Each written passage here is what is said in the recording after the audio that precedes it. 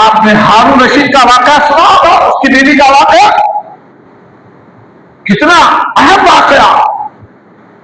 अल्लाह अकबर। आप अंदाजा लगाइए, हारून रशीद बड़ा बादशाह था।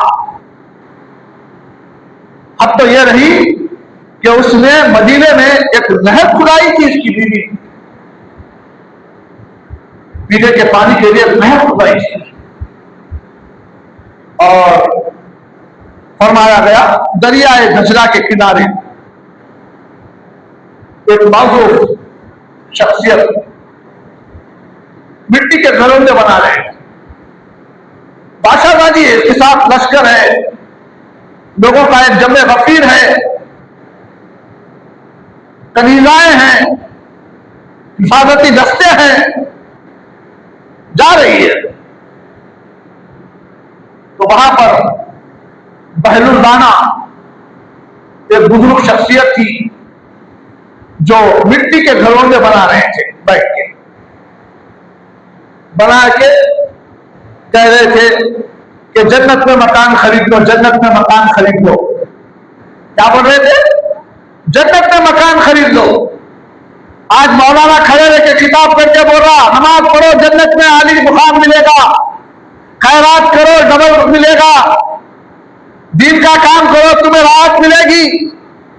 और इंसान ये समझ रहा है कि ये सब टाइम पास करने की बातें लोग बोलते रहते, अपना काम अपन करो, हम समझ रहे हैं, लेकिन पता कब चलेगा? सुनो, बहलुल दाना मिट्टी के घरों में बना रहे हैं और कह रहे हैं जन्नत में घर खरीद लो, जन्नत में घर खरीद लो। तो बादशाहजादी थी, चाहे तो किसको भी बोल सकती थी, कनीजों को जरा जाके खरीद लो बोल के। नहीं कहा इसने। और ये क्या कहा इसने? क्या किया कि अपनी गाड़ी में से उतरी, जो उस जमाने में आलीशान गाड़ी हो तो घोड़ों की गाड़ी होती थी, 4 पहिए होते थे, बीच में आलीशान एक सीट होती थी, उस पर बैठी हुई होती थी, बग्घी बोलते उसको। तो बग्घी में से खुद बनाकर नीचे उतरी। अब उसके पीछे सब जगह है, क्या बात है, देखो कर रहे। अब उन्हें बोल रहे, वो सीख रहे, उनका काम ही है, वो सीख रहे। बोले जन्नत में घर खरीद लो, जन्नत में घर खरीद लो। गए, पूछे, क्या पूछे? क्या क्या कितने में बेच रहे हो? बोले कितने में बेच रहे हो? तो उस जमाने के एतबार से उन्होंने बोले एक आना दो आना कुछ बोल दिए, इतने में बेच रहा हूं। मिसाल में दे रहा हूं कि 1 रुपए में बेच रहा हूं, बोले समझे आप, 1 रुपए में मैं बेच रहा हूं जन्नत, बस इतनी कीमत? बोले हाँ 1 रुपए में। झट अपने पर्स से निकाले सोने का सिक्का निकाल के दे दिए। जैसा ही देना था उन्होंने क्या किया, बहलुल दाना ने उस मिट्टी के तोड़े को मिसमार करने के बाद जा दे दिया जन्नत में। और ये खुश होके आ गई, फिर बग्घी में बैठ गई, बैठ के चलने लगी। अब ये वज़रा जो भी थे, संदा पलाटम जितने भी इसके साथ देखने वाले थे, अरे ये कैसी बादशाहजादी है, जाके सोने का सिक्का देके 1 दीनार में जो मकान खरीदी उन्हें धा दे के बोल दिया, दे दिया जन्नत में घर। और सब उसे दीवाने समझ रहे हैं। और आज दुनिया मौलवियों को, अमल करने वालों को दीवाना समझ रही है। समझो तुम यहां पर दीवाने, टोपी लगाने वाले को, अमामा पहनने वाले को, जिब्बा पहनने वाले को, नमाजी को दीवाना समझ रही है कौम, अमल करने वाले को दीवाना समझ रही है कौम। होशियार कौम, इन दीवानों से दर्श लो। हमारे लिए मिशन राह है इनकी जिंदगियां, हमारे असलाफ ने जो लिखा है हमारे लिए मिशन राह है। अंदाजा लगाइए, अब ये समझते रहे कि ये कैसा काम किया इसने, और ये भी बैठ के चले गई। घर जाने के बाद अपने बादशाह से रात में कह रही है, अपने सरताज से कह रही है, अपने शौहर से कह रही है, फला किनारे पे दरियाए दजला के किनारे पे एक शख्स बैठा हुआ था, बहलुल दाना, वो जो उसे जन्नत में घर खरीद लो, जन्नत में घर खरीद लो बोल रहा था। मैंने उसे सोने का एक सिक्का देकर घर खरीद दिया, और उसने जो ऐसा करके मुझे बोला दे दिया जाओ। तो बादशाह भी मजाक उड़ाने लगा। शौहर बोले क्या दीवानों से तुम सौदा करती हो, फला करती हो, और इतने लोगों का जब तक तुम्हारे साथ होता तुम ऐसे दीवाने काम करी, ऐसा करी, मजाक उड़ाने लगा। बादशाह भी मजाक समझ गया। अल्लाह अकबर। आज हुकूमतें हमें मजाक समझ रही है, कल पता चलेगा इनको भी, जो कौम अमल करने वालों को दीवाना समझ रही है इनको भी पता चलेगा, जो हुकूमत मुसलमानों को दीवाना समझ रही है इन्हें भी पता चलेगा। अल्लाह अकबर। कहा गया कि बादशाह भी सोया, बादशाह दादी भी सोई। बादशाह जब ख्वाब में क्या देख रहा है कि जन्नत के एक रास्ते पे जा रहा है, चलते हुए जा रहा है, तो देख रहा है किसी के घर पे किसी का नाम लिखा, कोई घर पे किसी का नाम लिखा हुआ, कोई घर पे किसी का नाम लिखा हुआ देख रहा है बादशाह। देखते देखते बादशाह पहले के कैसे होते थे मालूम है? बड़े ईमानदार होते थे, तहज्जुद गुज़ार होते थे, पंजगाना नमाजी होते थे, अमल पैरा होते थे। बावजूद इसके बादशाह ये समझ रहा था ऐसा भी करने का खैर खैरात करना है तो कोई अच्छा काम करना था, ऐसा क्यों करे? बल्कि अपनी बादशाह राजी को बोला था उसने। बहरहाल के जन्नत में देख रहा है नामा लिखे हुए और आलीशान महल है, और जैसे ही थोड़ी दूर गया तो मलेका का भी नाम लिखा हुआ था। इसकी मलेका का नाम जुबैदा नाम लिखा हुआ है। देख के बोला ये तो मेरी बीवी का घर है, मेरी बीवी का घर है, इतना आलीशान घर है। घर के सामने ठहर गया, ठहर के बोला मेरी बीवी का घर है, मैं जा सकता हूं बोलते घुसने गया। जैसे ही घुसने गया एक दारोगा यानी एक वॉचमैन वहां अल्लाह ताला फरिश्ते को खड़ा करके रखा था। फरिश्ते ने क्या किया, जैसे ही वो अपनी बीवी का घर समझ के अंदर घुसने गया तो फरिश्ते ने उसका हाथ पकड़ के बड़े जोर से खींच मारा। जैसे ही खींच मारा बिस्तर से उठ के बैठ गया। हाथ में खींचा गया मगर हकीकत में अपने शाही बिस्तर से, नरम नरम बिस्तर से झट से उठ के बैठ गया। ये क्या वाकया है ना जनाब? बेचैन बेकरार होने लगा। अब कब पूछूं, कब मेरी बीवी से ये मामला पूछूं बोल के। अब बीवी से तो क्या पूछना, शर्मिंदा होने लगा और एक किस्म की कैफियत उसके अंदर वो होने लगी। जैसे ही तहज्जुद पढ़ा, फजर पढ़ा, पढ़ के फिर अपनी रियाया को लिया लेके बोला चलो दरियाए गंगा की तरफ जाइए। पर अब बैठा बादशाह निकला, कितनी रियाया है संगत? अरे यार छोटा मोटा लीडर निकला तो कैसा होता नहीं, संगत 10-5 को लगा लेके आता।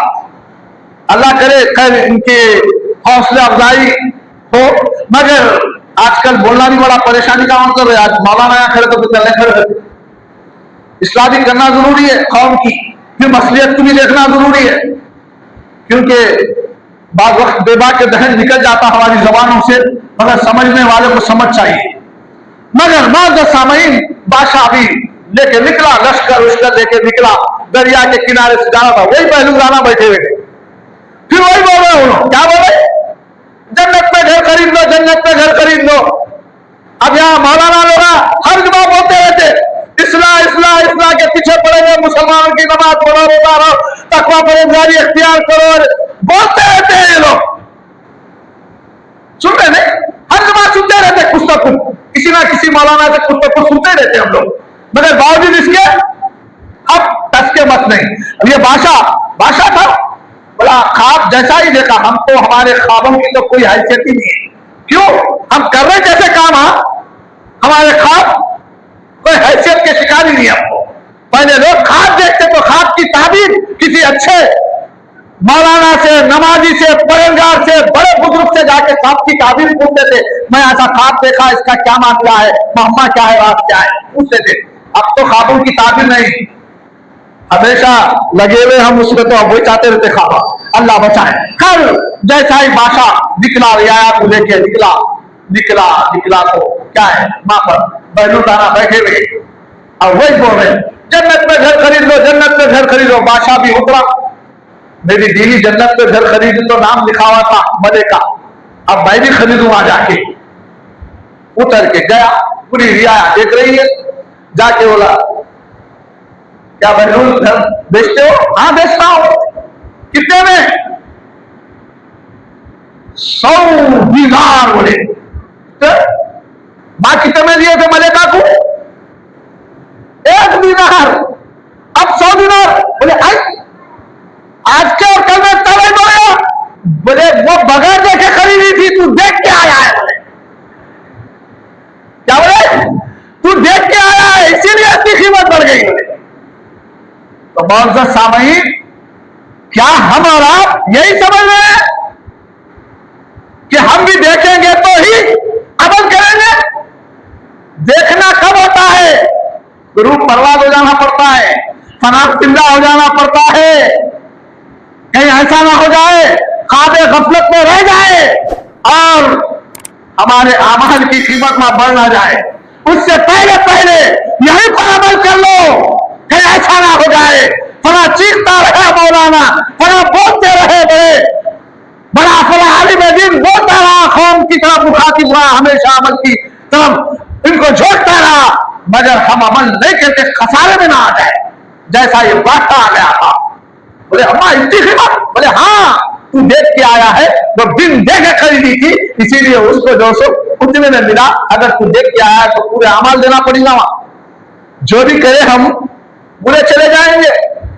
कोई आके खींच लेगा, तू मेरा ये हक अदा ना किया, तू मेरा ये हक अदा ना किया, तू ये मेरा हक अदा ना किया।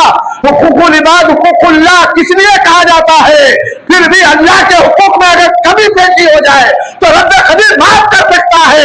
अगर बंदों के हुकूक में, माँ बाप के हुकूक में, पड़ोसी के हुकूक में अगर कभी पेशी हो जाए तो याद रखना कर अल्लाह की बारगाह में पता होगी। अब ये हुकूक कौन से हुकूक आते जी? कितने हुकूक आते होंगे आप अंदाजा लगाइए। सिर्फ खिदमत करना माँ बाप की हुकूक समझ रहे हैं हम, बेशक है वो भी खिदमत करना माँ बाप की सबसे बड़ा हुकूक है, अच्छा हुकूक है, क्योंकि इसके बारे में भी बोला तो बहुत बड़ी बात हो जाएगी। बड़े बड़े साहबा को मनसब पोस्ट मिला सिर्फ माँ बाप की खिदमत की बुनियाद पे। लोग कोई गौस हुआ तो कोई अब्दाल हुआ, कोई अल्लाह के रसूल की बारगाह में कोई चाहता साहबी रसूल बना माँ बाप की खिदमत की वजह से। तो बहुत सामयीन खिदमत बड़ी अहमियत की हामिल है। अगर माँ बाप बीमार हो गए तो अम्मा का बीमारी लगती है तो छोड़ देंगे क्या? अल्लाह की पनाह है तो बीमार की इयादत करो, चाहे पड़ोसी हो, ये हमारा हक है। अगर हम नहीं करेंगे तो हमारे पड़ोसी की इयादत कौन करेगा? एक मुसलमान नहीं करेगा किसी की इयादत तो कौन काफिर करेगा? आज काफिरानी कर रहे, हालांकि हमारी किताबें नहीं पढ़े, सुन लिए किसी मौलाना से, किसी अच्छे आदमी से सुन लिया, अरे और जाके अगर इयादत करे तो हमको जो पुण्यम लगता थे वो क्या बोलते सवाब मिलता थे। अरे सवाब का सही तसव्वुर तो हमारे पास है और हम अल्लाह की पनाह है। बढ़ा गए बहुत सामने हुकूक में, बंदों के हुकूक में हर वो चीज आती है। अगर कोई बंदे मोमिन, मैं 5 टाइम नमाज को जा रहा हूं, अभी आपका हक है कि आप दावत देना, दीन की दावत देना, 1 से 2 बार बोलना आपका काम है, मीठी जबान इस्तेमाल करना उसके साथ, आप दावत दीन देना उसको, यह हक है मुसलमान का दूसरे मुसलमान पर। अल मुस्लिम हक़ुल मुस्लिम होने के नाते एक मुसलमान का दूसरे मुसलमान पर यह हक है दीन की दावत देना। और आप भी दीनदार बने रहना ताकि दिखना लोगों को, ताकि हमें देखकर दूसरा शर्मिंदा हो। अरे भाई ये मुसलमान है, ईमान वाला है, रोजाना 5 टाइम नमाज को जाना, चेहरा देखे तो पहचाने जाना। आज तो डर खौफ इतना हो गया हमको, अल्लाह का डर नहीं है, हुकूमतों का डर, ऐरे गैरे का डर, नत्थु नंगे का डर। अल्लाह से डरने वाले बन जाओ तो फिर हर चीज तुम्हारे डरने लगेगी। तारीख है हमारे पास लिखी हुई है, अल्लाह वाले लोग अल्लाह से डरते थे, खौफजदा होते थे, तो इनके कदमों में दुनिया के खजाने थे, क्वांटिटी में थे। बार बार बोलता हूं ये बात, क्वांटिटी में थे, मगर खौफ खुदा दिलों में रखते थे, अल्लाह का डर इनके दिलों में था। मस्जिदें 2-4 हुआ करती थी शहर में बोलो मैं, अब तो आबादियों में 100 मस्जिदें शहर में 2-4 हुआ करती थी, मगर मस्जिदें कच्चे थे, मगर मुसल्ली पक्के थे। आज मस्जिदें पक्की है, मगर हम मौजूद सामईन, हम सबको चाहिए कि इसका जायजा लेना और